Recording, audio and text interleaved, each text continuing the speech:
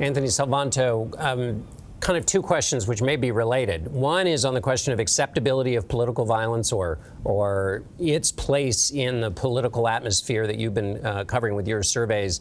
But then also if you could touch on, or maybe this is the first point, the way in which people see each other when they are in political parties, how that has changed over time from merely being a political opponent to maybe seeing the other as something more evil. Yeah, well, let me start with that, John, because in some ways the measure of this is what people expect. And we have seen, for context here, increasing numbers of Americans, most recently up to 2/3, who say they think that political violence will increase as a result of our current political climate.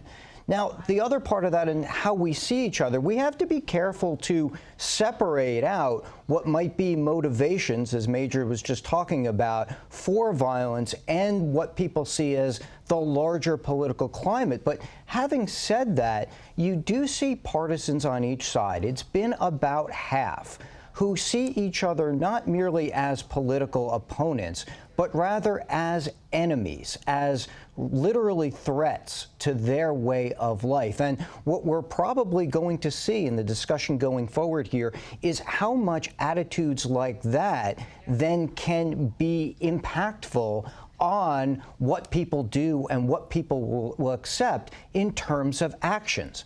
When I've asked, and to be meta for a second, the fact that a pollster in this day and age has occasion to ask things like this, is violence ever acceptable? Well, the overwhelming majority say no, that it is not, But at the same time, the around 14%, the very small numbers who say in some circumstances it can be, well, that's telling too, because it only takes a few individuals. It only takes a handful to then spiral out, John. Right. Major, in these kinds of extraordinary political moments, public moments, parties, candidates step into them and they take advantage of them in all kinds of different ways. You can imagine it going either way. What's your sense of how the Trump team, the Republicans, the 4 days in Milwaukee there, will cycle this new information into their convention there? John, I don't think the former president needs to, quote unquote, take advantage of this moment. We heard the folks that Tony DeCopel talked to at the Milwaukee airport saying instantaneously they are more motivated than ever. The Trump movement is about a person, no question about it, but it is about a larger sense of where America is and where America may be going.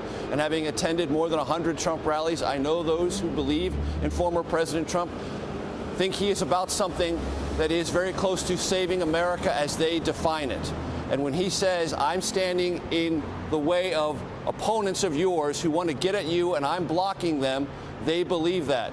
This moment in Butler, Pennsylvania yesterday, this attempted assassination, they will take deeply personally, not just as a matter of politics, but a matter of how they define what America is and what America can be. And that is something that the former president will not have to rhetorically harness. It will follow him. It will grow here in Milwaukee in intensity.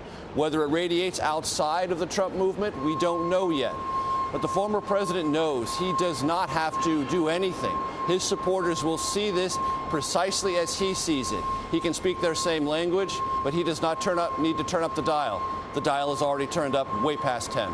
Major Garrett and Anthony Salvanto, thank you so much for that perspective and the reminder that we don't know what we don't know about the shooter and his motivation.